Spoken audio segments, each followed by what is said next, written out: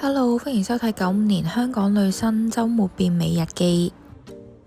Hello，而家 get ready 好晒，準備出門口啦。第一站咧就會去銅鑼灣嗰邊都連，跟住就諗住喺附近行下啦，食個 lunch，之後就去寵物店幫查查睇下啲乾糧，係啦。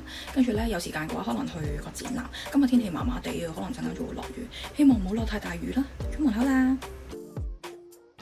第一站咧就去咗銅鑼灣嗰邊預約咗個 treatment，呢間位置好方便啊，就係喺 Bay House 行上少少。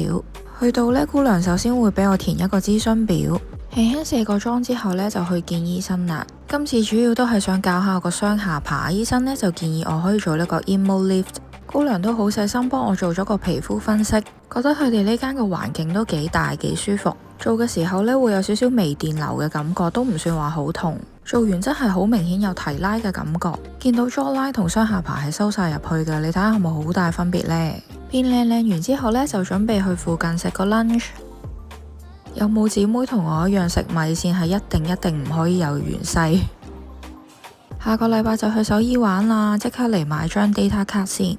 買完就諗住去附近行下，去希慎睇下有冇啲新衫可以買去旅行着，影靚相。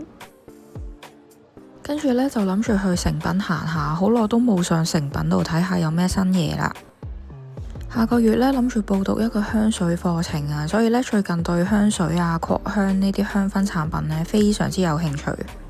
行到差唔多就準備返去啦。今日嘅變美日記呢，就嚟到呢度啦，我哋下次再見。